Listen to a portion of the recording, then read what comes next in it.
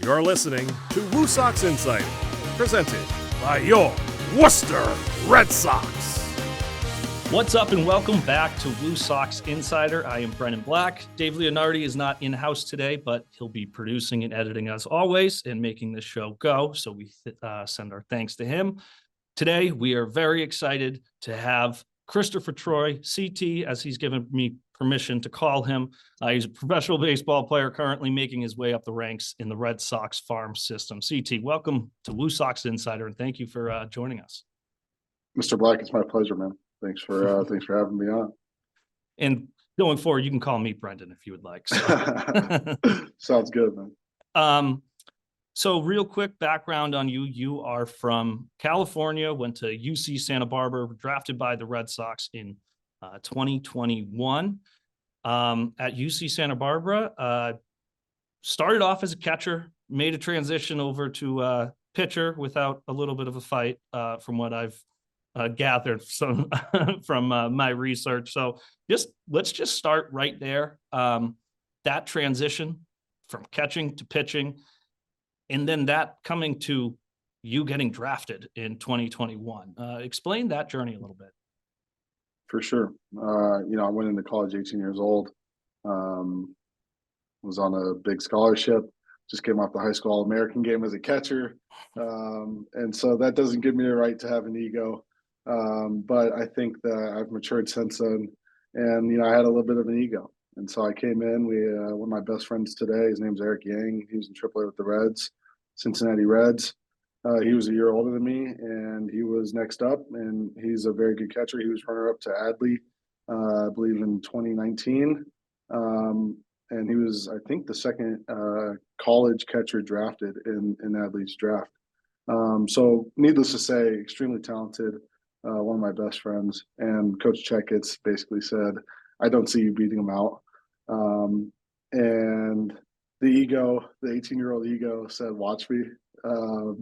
And in the meantime, I was always known for my arm. Like that was my one big tool, my real standout tool as a catcher. Would love to just back pick. Honestly, just to show it off. I would like to show off the arm whenever I could. But long story short, we have an advanced data analytics team at UC Santa Barbara. So through fastball, I think my first bullpen as a freshman, I hit 98 with like 23, 24 inches of carry. And so they said, that's probably a pretty elite fastball. Let's have you two-way. And that quickly turned into a PO. And looking back, I am extremely fortunate and extremely grateful for that period of my life. And I'm happy to be where I am today.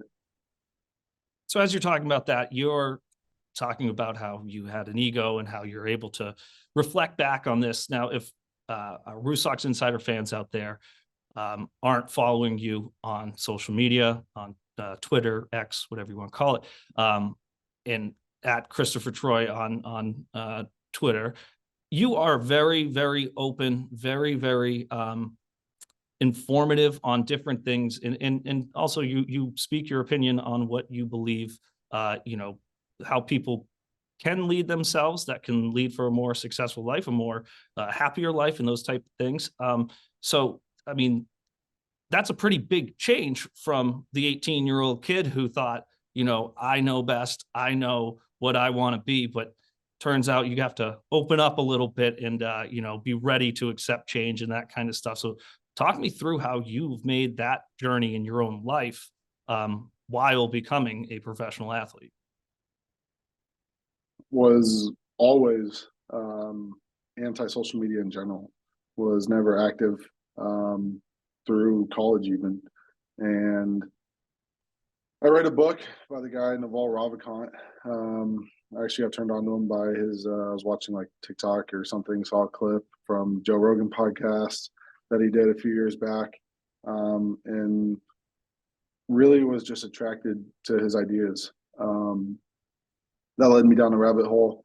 Ended up reading the Navalmanac, which I'd highly recommend to anybody out there. If you're a reader, you like to read or don't like to read and waiting for the first book to start off with, read the Navalmanac.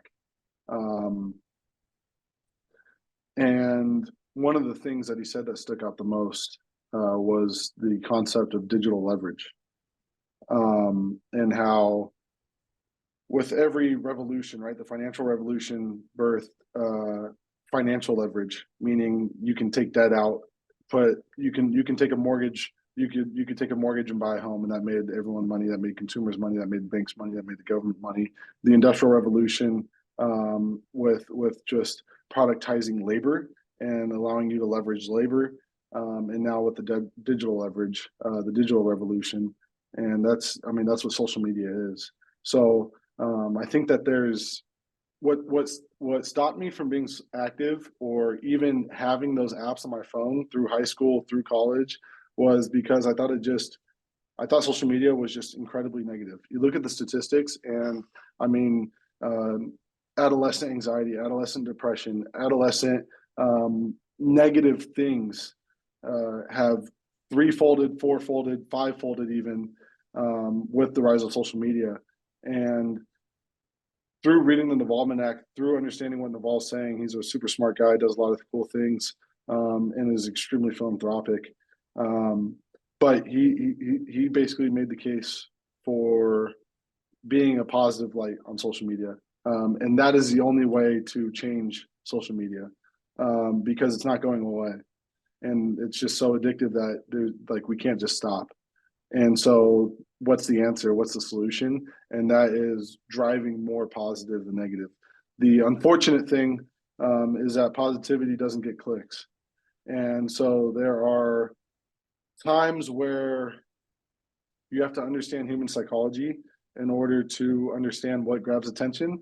That way, once you have the attention, you can add value and positive value, and a positive spin. So since understanding that and understanding the platform that I have as a professional baseball player, as a professional athlete, seeing the reaction I get when I sign a baseball for a kid at Hadlock Stadium, Portland Sea Dogs, like just seeing those interactions, it's like, to me, I'm a 12th rounder nobody, senior signed for 125, and never really had a good season until this last season. Like, was always high velo, big stuff, and to see the impact that I could have on a fan, on a kid, was just incredible. And so taking that over to the digital space has been kind of a passion project for me, specifically in the last 6 to 9 months. Yeah, and so what really keyed me into you on the social media side was, I think it was right at the end of December, you had posted about essentially the journey of a minor league baseball player who is a professional athlete, and there's a bunch of different, nuances and things that people may not understand. When you say I'm a professional athlete for the Boston Red Sox, that could mean that you are within the organization, you're in the farm system, but you're playing for the Portland Sea Dogs. You're wearing the Worcester Red Sox uniform, doing those things. And that whole journey that a player goes through. So, and that took off and got some good traction on there, because that's one of those, using Twitter to its best abilities, giving all that information, but in these digestible and easily understood messages through this. So just real quick, talk me through, first of all, waking up the next morning and realizing the traction that you got on a tweet like that. How does that, how did you react to that? And did it follow with an influx of people like me asking you to come on to a podcast or come on to a show? Yeah, that's a good question. I'd say first and foremost that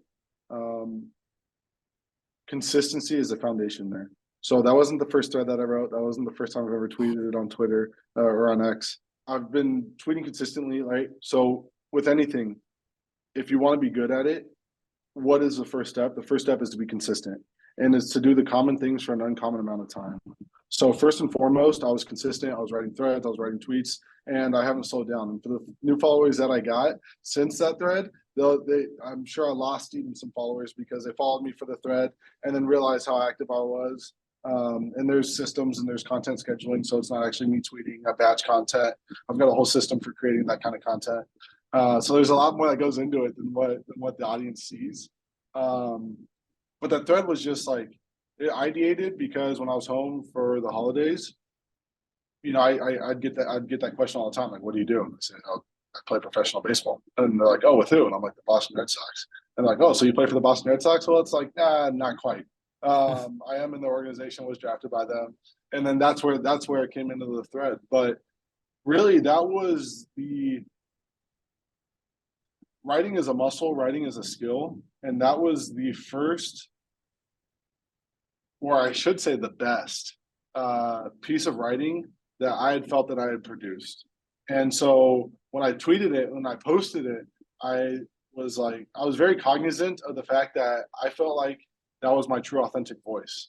And it's tough to get there. I don't know if you write, but for the writers out there, like, like sometimes you're writing things and you're like, this doesn't feel like I'm talking to the person. There's not a person in mind that I'm like talking to. And so that skill just gets better with reps. So there's gonna be times, obviously, that you don't have your best game, and that's fine. It doesn't mean you stop or you quit or you slow down. It's you just keep working until you get to the best game. And so I felt like that thread was just a really good outing. So the way that I reacted was, one, it was reinforcing the habits and the skills and the things that I was doing and learning. But then secondly, it was more of a compliment to the tone and the authentic writing voice that I felt when I wrote it. And so I knew that it was going to perform better than average. Did 750,000 views? Didn't think that. But yeah, so I mean, I just treated it like a good game, and the way you treat a good game is just like how you treat a bad game. It's you just flush it and you go on to the next. Stick to the process. So it was cool for the split second. Tweeted, thanks for everybody who engaged. That was awesome. That's kind of cool. And then went back to work. So probably an unexciting, anticlimactic aftermath, but there it is. No, but I mean that I think you scratched an itch there in fans, in that was one of those things that is the amount of nuances and the amount of different, like you go just from the levels of baseball to then you start talking about people's contracts and the different options and all those type of things. I think that there's a huge amount of the fan base out there who doesn't fully understand that part of it. So, for sure. And I'm a player, I'm a double-A player, and I still don't understand it. Like, I only learn those things as I go, Yeah.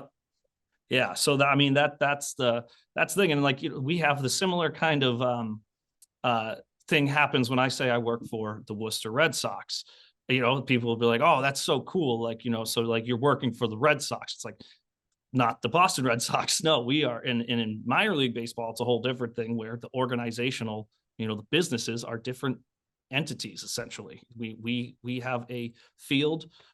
We have a contract with the Red Sox that allows us to host you guys, the players, at our facilities. And that's that's how the contract worked, but we're not owned by the Red Sox in that sense. So there's a lot of those, very confusing aspects to it. And I think I didn't know that. There you go. I mean, I knew that you guys didn't work for Boston Red Sox, but just understanding the business behind it, I didn't know that to that extent.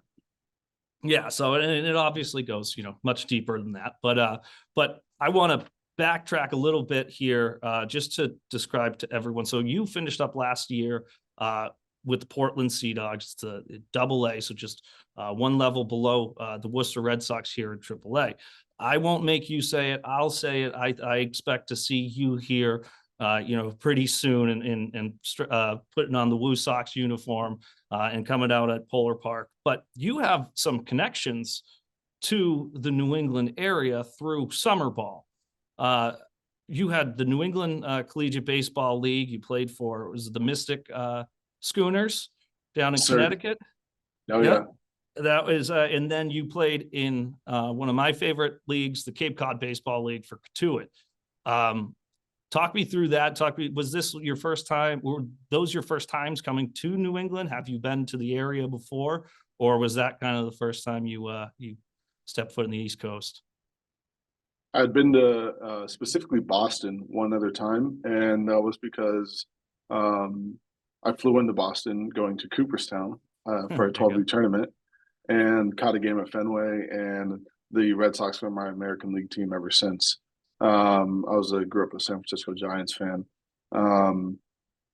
So that's just something that's pretty neat. to be drafted by the Boston Red Sox, my American League team. Is pretty yeah. cool.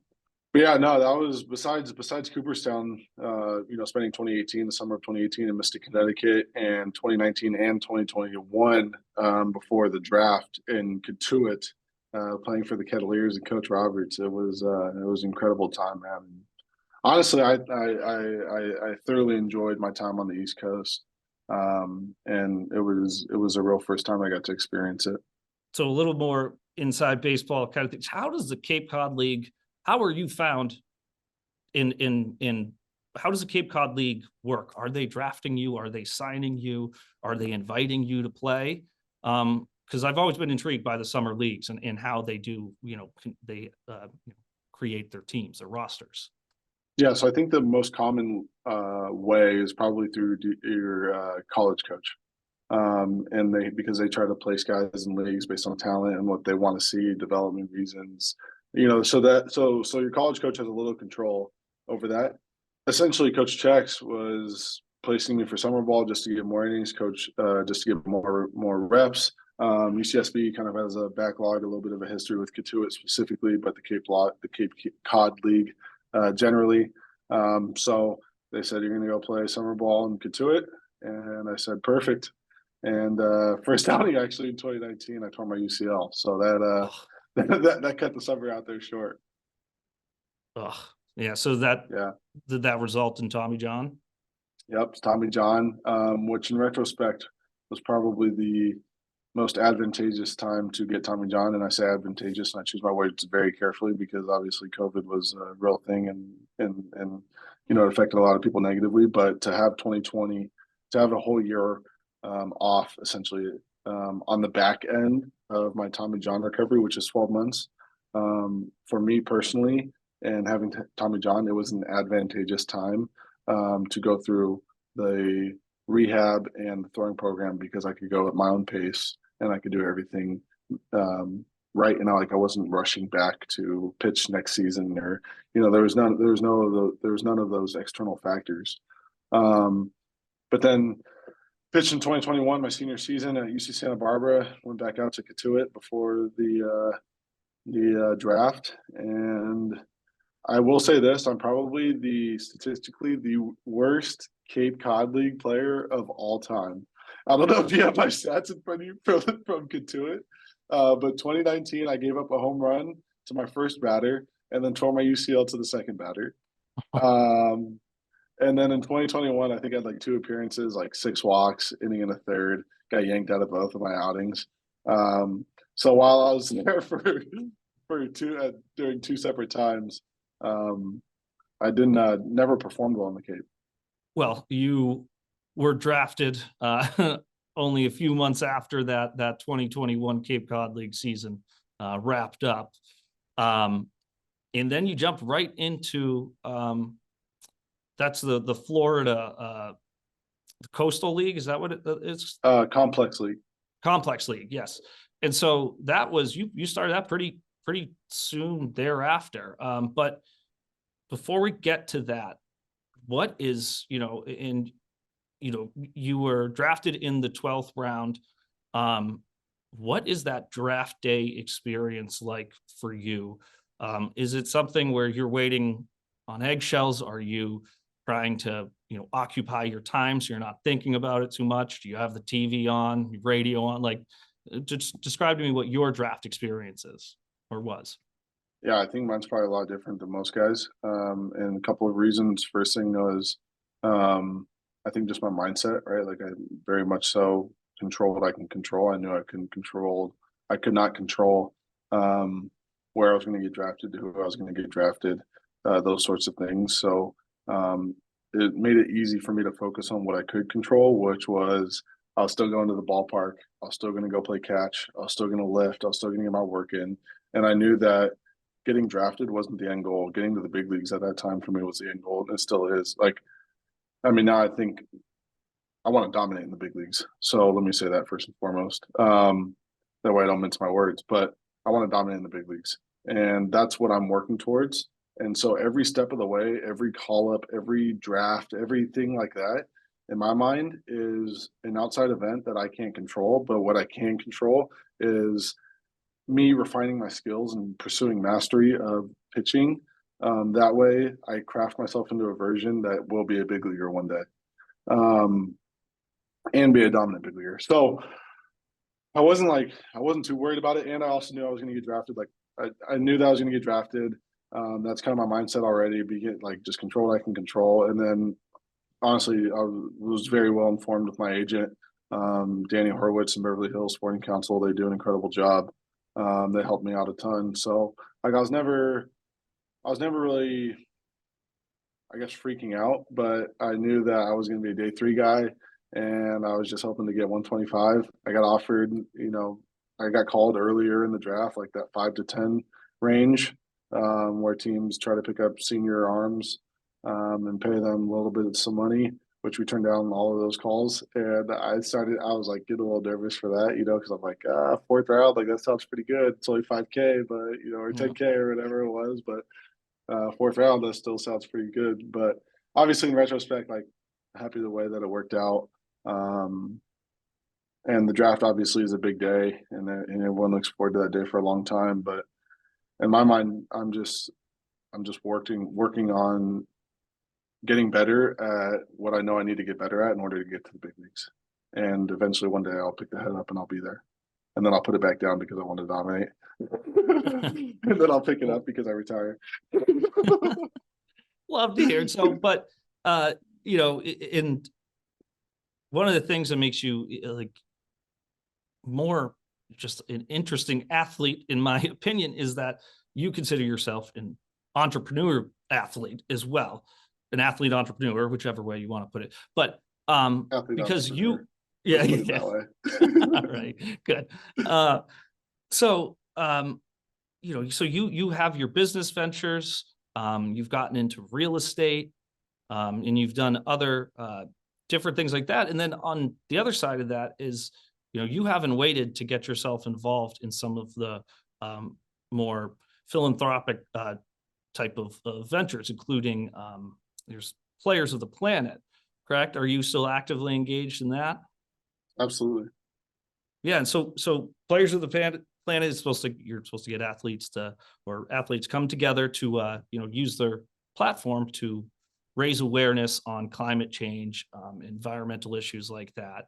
And so we have Shane Bieber, a UC Santa Barbara guy, he's a part of it as well. We've got some other big names, Tyler Glasnow, I believe. Oh yeah. Hunter Green. Francisco Lindor just did a beach cleanup in I actually forget where they did it, but I know that they did it somewhere really cool. I think it was Puerto Rico or Dominican, one of the Latin American countries. But dude, Chris Dickerson, what he's built at Players for the Planet has been incredible.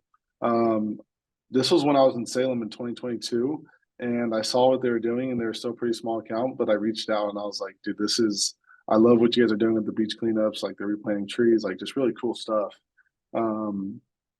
And just wanted to be involved. But, I also started a giveaway account on Instagram where, giving away a ton of signed gear, game used gear to fans, and doing a lot of things like that, just simply because I know that it doesn't matter who you are or what platform you have or how many fans you have or how many followers you have, you can influence and you can leave a positive, I guess, taste in another person's mouth. You can inspire somebody that you come in contact with every day. Yeah, and again, the messages that you are putting out every day is that message of positivity. It's the message of positivity, whether that is for your own health, for your own, to be successful in work and that kind of things. And I have a couple of tweets here just from the past, and one of them, no, they're good, not far past, just like a few weeks, just to kind of give our fans a taste of what you share, and these are some of the shorter ones, but I particularly liked, you have the quote just says, the harder the journey, the better the story. So when you say that, let's talk about your story and where were the hard points in your journey that are going to make your story the best that it can be. Yeah, I mean, never had anything handed to me. Everything I've ever gotten, I've earned, and it's with consistent daily intentional action. And I'm documenting that, and I'm documenting that so that I can prove more so to myself that I'm so bought into the idea that the journey is better than the destination, that I am documenting my journey and saying, okay, if I do what I know I need to do, despite how hard it is to do it, and the physical, mental challenges to doing what I know I need to do, and try to do it to the best of my ability, knowing that I'm going to mess up, knowing that I'm going to take a step back, 2 steps back, 3 steps back, knowing that those slumps happen, and still pushing through and still trying to be intentional about those things. I mean, in my mind, if I'm not successful and I don't get to where I want to go and I don't accomplish my dreams, then at the minimum, I can say truthfully and honestly to myself in the mirror that I gave it everything that I had, and it just was not in the cards for me. It just wasn't in my fate. And it's an incredible perspective to be able to have. And so outside of just the social media aspect of things, are you journaling? Are you keeping these other things like, that aren't out into the public life? Oh, for sure. For sure. Everything that gets put out is probably through 2 or 3 lenses. First one is authentic. And then second one is making sure that, it's something that I want to live forever. That is an accurate representation of who I am. But yeah, I mean, I'm writing all the time. Everyone, you can ask all my teammates, coordinators, coaches. Whenever you see me with the journal in my hand. And that's just because I want to really make sure I'm giving it my best go. And in my opinion, this is just the best way I know how to. And it's taken iteration. It's taken trials and errors. It's taken progress and regress. It's taken those things. And to be where I'm at today, it's. I'll tell you, Brendan. One of the things that sticks out most to my mind. I came off the All-American game in high school, under my All-American game, and played at Wrigley, and I didn't make my area coach team, and I was expecting to make the team. And for those that don't know, that are just listening in, as a high schooler, to be on the area coach game, like that means you're on the right track to being a big leaguer. Essentially, that's just you're tracking that way, you're trending that way. And just because you don't make those games doesn't mean you're not going to be a big leaguer. And just because you do make those games doesn't mean you are going to be a big leaguer. But you want to be the best at what you do at every level that you're at. And to be a high schooler, the best players play in the area code games. So I didn't make it, and I just remember like writing on a note card, like I was fuming. It was a mixture of just like sadness. I remember tearing up a little bit. But that was one of the big things. Like I didn't make the area code game, and to me, I thought that the world was ending. I thought I was never going to make it, and I gave it everything that I had to make the area codes game. So that's one reason. That's one way. The second way was I was senior year of high school. We're playing a crosstown rival, and we're going to go for the 4P. So I think we won 3 years in a row. My freshman, sophomore, junior year, we won conference, and my senior year, like we were trying to go. I was trying to win it all 4 years that I was there, and it came down to the last game against my crosstown rival, and it was the most fans I've ever played in front of, and it was an incredible playing environment, and it was at our home field, and it was just an incredible high school game. And I was getting the overrated chant when I was in the batter's box behind the dish. And I remember vividly hearing the overrated chant and crumbling. And I think I went like 0-for-4 with 3 punch outs. And as a kid, like that's what you dream of. Like you want everyone rooting against you, and then you want to perform. And so that was like my first taste where like people were rooting against me, and like people were really like trying to get in my head, and it did.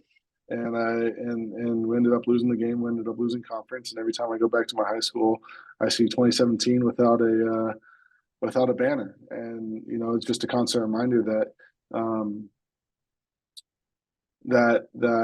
in order to get the level of success that I want, I'm going to have to fail at equally or if not greater in the opposite direction. And so I can come up with countless times where I have failed tremendously. Those are just two early on that I think really shaped the drive, the motivation, the discipline, the work ethic, to make sure that the success is not an option. Let's talk. I just signed up your newsletter. What can I expect to see? I haven't got anything yet. I'm a brand new subscriber. But what can a fan expect to see? What can other athletes expect to see? Anyone who subscribes. You want the master plan? I want the master plan. Exactly. Give away all your secrets. All right. So nobody knows this. But there's a quote by Rudolf Spillman. He was an Austrian Jew during World War II. He was a romantic chess player. I play a lot of chess. He has a famous quote: "Play the opening like a book, the middle game like a magician, and the end game like a machine." End quote. And my newsletter is the playbook to getting started to your opening. It's play the opening like a book. I'm going to be providing in the best way that I can the playbook of how to get started, of how to act in coordination with what you say that you want. And I think that there's a disconnect between what we tell ourselves that we want versus what we actually want by voting with our thoughts, our actions, and our words. And so been investing in real estate for the last 5 years. Have learned a lot of personal finance, budgeting, just learned a lot in the finance industry specifically, because that's where my interest is. My interest is money, making money, learning how to make money. That's where my hobbies are, if you can say that. So I've had a lot of teammates, a lot of people ask me about what I do in real estate, how they can buy a rental property.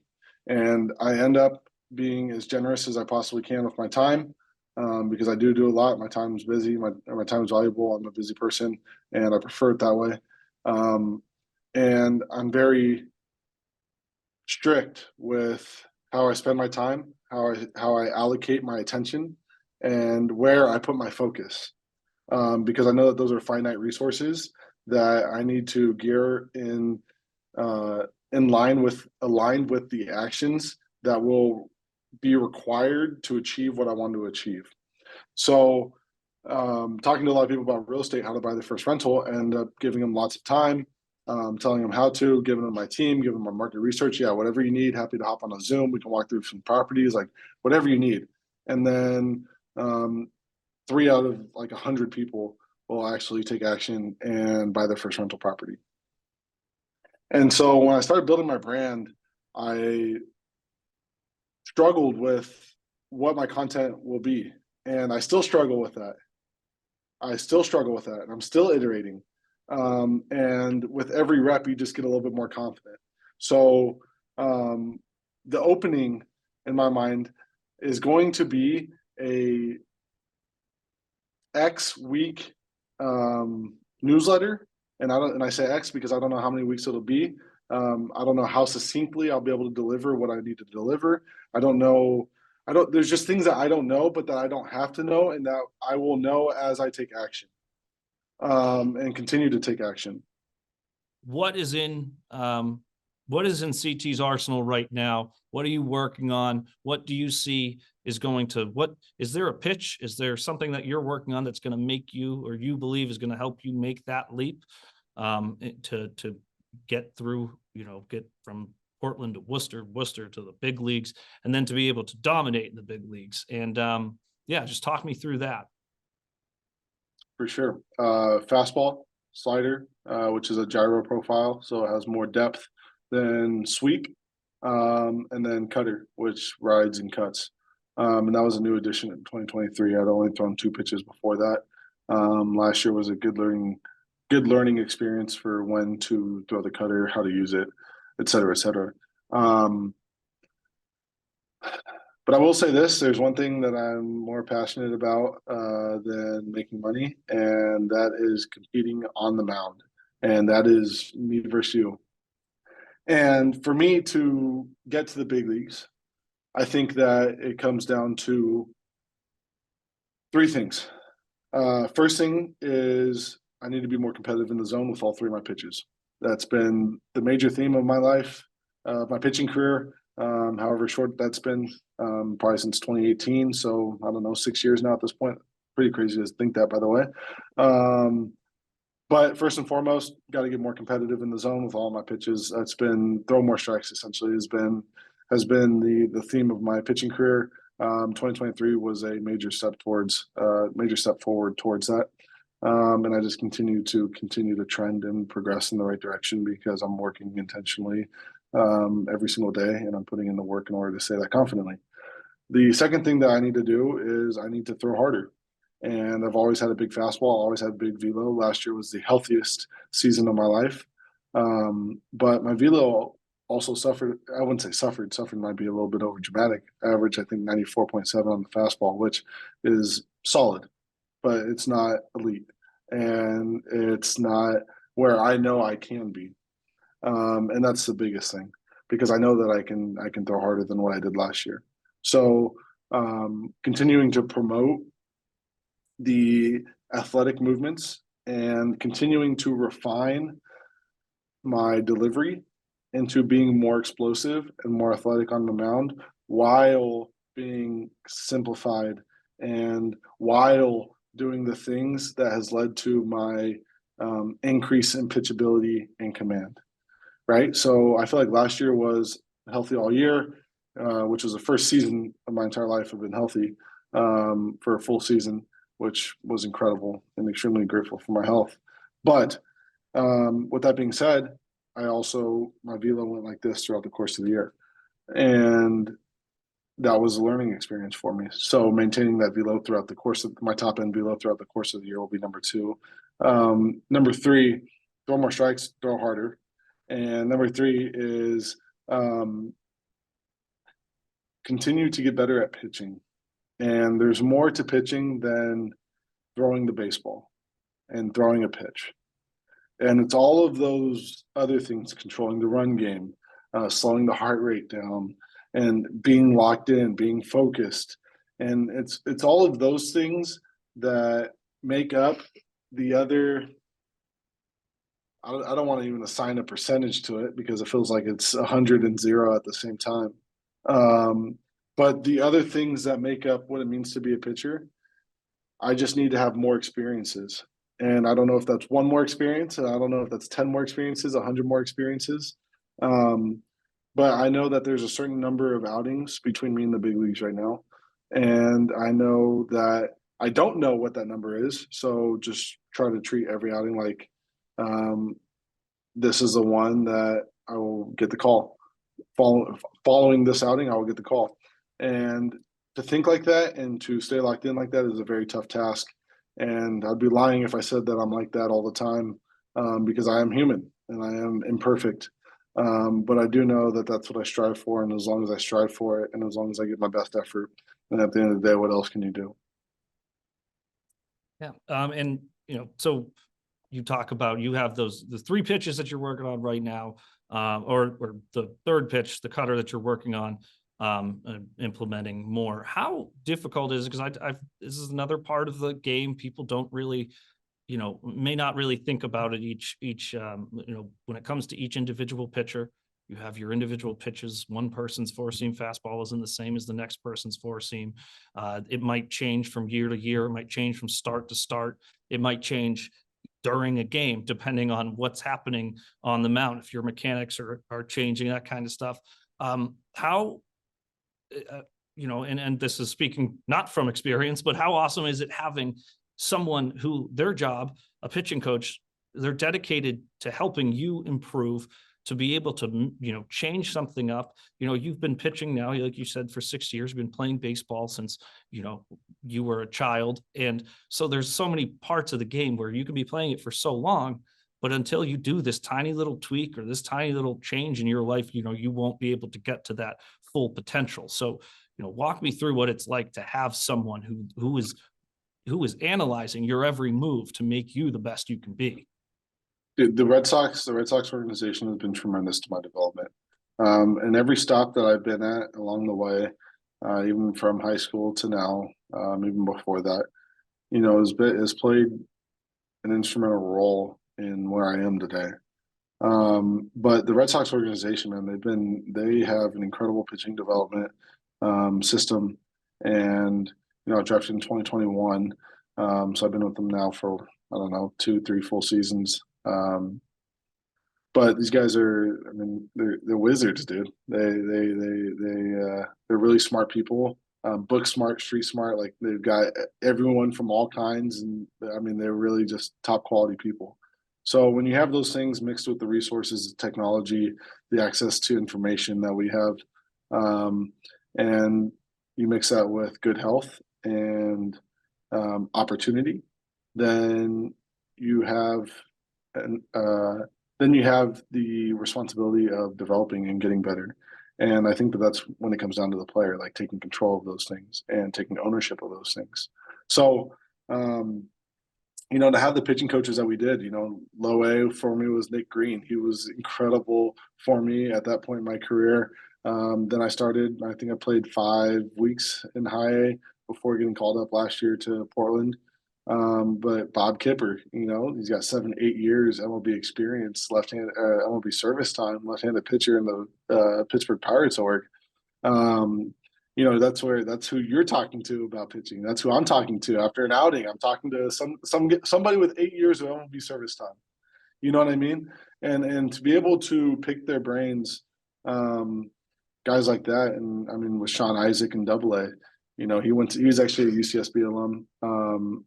Not college, not educationally, but he worked at UCSB in some capacity. I'm actually unclear fully of the capacity he worked with him, but I know he was at UC Santa Barbara baseball the year after I left, so just missed him there.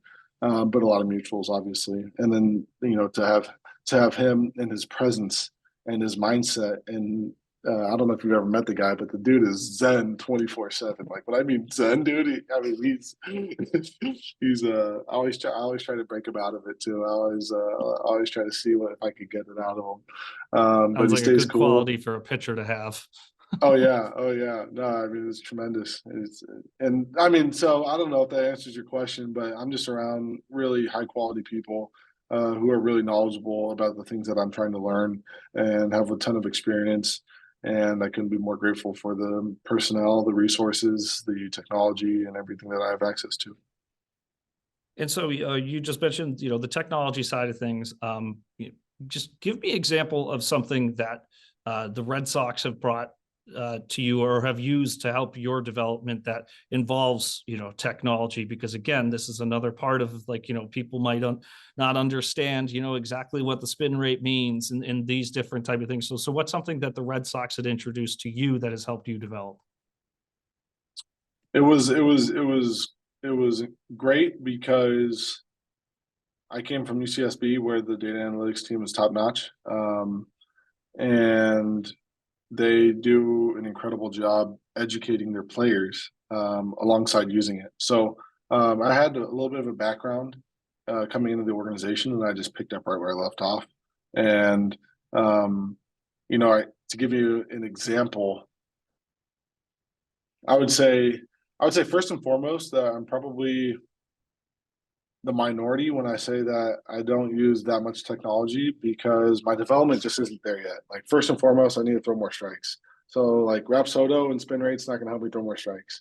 So there are guys that are better at throwing strikes and better with pitchability to where they are using pitch design, which is okay. We need this much vertical break. We need this much horizontal break, and let's just throw a bullpen with I don't know however many grips that they use or however many tweaks. And they said, we have 35 pitches today. Let's see if we can design the slider that we need. Let's see if we can design X, Y, and Z. And so those pitch design, I've never had a pitch design bullpen, but there are a lot of guys who have had pitch design bullpens. And that to me was a fascinating way that the Red Sox used it that during my time at UC Santa Barbara and probably just where we were as a baseball community in terms of data, like there wasn't that many pitch design bullpens going on at that time. So that was something that was new to me. I would say that the way that we're using Pulse, Pulse is a sensor. We put it in a little arm sleeve and you put it on your elbow and you wear the arm sleeve while you throw. You go make your throws, you go do your work for the day, and then it tells you your workload. And so that's something that is new to me as of 2 weeks ago, 3 weeks ago, when I showed up January 7th to this camp. They just started implementing that. And they're doing it org-wide, which is incredible. But in order to, before the old way was, hey, how do you feel today? I feel good. You ready to rock? Yeah, I'm ready to rock. Good to go? Good to go. Cool. Now it's, what was your workload score yesterday? How many throws did you make yesterday? And Driveline did a study where they asked a player how many throws he made without knowing the pulse data. And he's like, I don't know, 100. And they looked at the pulse data and it was like 164 throws. So that just gives you some sense of like how unaware of how much we are actually throwing, and especially as competitors where we are trained to just do one more and to just go a little bit further, just go a little bit harder. And when you get tired, that's when you do another. And it's how many you can do after you get tired that will separate you, because everyone's going to get tired. And it's just like, to be able to add some objectivity and some data and some science to what we are doing subjectively is an incredible amount of, I guess, like freedom. It takes up space. Like, you don't have to think about how many throws you're making. You don't have to think about your workload. You can just go look at your sensor and see how many you've done. And you're like, okay, well, today's recovery day. And even though I'm getting so close with my slider, these 3 more sliders would hurt me more than they would help me. And to be able to know that information is an incredible unlock, because at the end of the day, availability is the best ability. The healthier you are and the more that you can stay out there, the better and more valuable you are as a player. So what would be your advice to, let's say, a high school kid who, he's trying to make his team, or he's on his team, and, he's out there, he's trying to throw as much as he can. And he wants to, but he wants to remain healthy. He wants to improve and everything, but he doesn't have, necessarily that kind of technology. Is it just a matter of listen to your body? Is it a matter of creating a schedule? Or is it like maybe a little bit of both of that? Do the common thing for an uncommon amount of time and do it uncommonly well. And chances are you're not doing enough, point blank. And I think that in our culture today, I think that we know that to optimize, you reach a point of diminishing returns by just doing one more and just keep going. But I would argue that because we are so much smarter today than we were because of technology, that most people probably don't reach that point of diminishing returns. They probably stop before, because they tell themselves that if I overdo it, then it would cause more harm than good. And I would be willing to bet that you aren't even at the point of overdoing it. So err on the side of overdoing it to find out where the line is, and then adjust from there.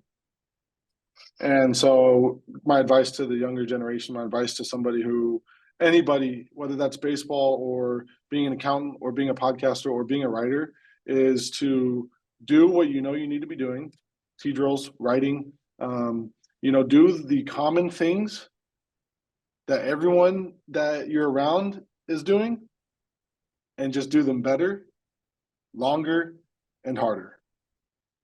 It's awesome. That's great. I mean, this is, there's so much that, and you said this, you can't know until you do. But then at the same time, I keep thinking back to the story you said of one, not making that area code team, or two, not finishing off your senior season as you wanted to. But those are both moments where at that point in your life, you had not experienced anything beyond that. So you're now able to look back on that. You're now able to laugh about it. Well, still feel a little, pain about it. I wouldn't say laugh about 2017, the title. Maybe the Erica games, but you at least are able to look at it with a little bit of perspective now, for sure, and know that that was all a part of your journey to get to where you are today. And so we'll wrap up here on just one more, but I just want to know what you see a successful 2024 will look like for Christopher Troye. And that can be on the baseball field, that can be off the field, it could be a combination of both. But tell me what you think a successful 2024 looks like for you. I think a successful 2024 looks like a better version of myself than 2023. And I say that a little bit, to oversimplify it. But I think it's true. And I think that for me, baseball wise, if I can have a healthy season, then what else is there? Obviously, I want to make it to the big leagues. Obviously, that's a goal of mine. I want to debut. I want to dominate in the big leagues. Those are all thoughts. Those are all things that I want to accomplish, but they're not necessarily goals that I guess I can measure against. Because then it's going to be a case of, okay, 2022, I was in Salem. My mind was never to get to Greenville. And then when I got to Greenville, it wasn't like I want to get to AA.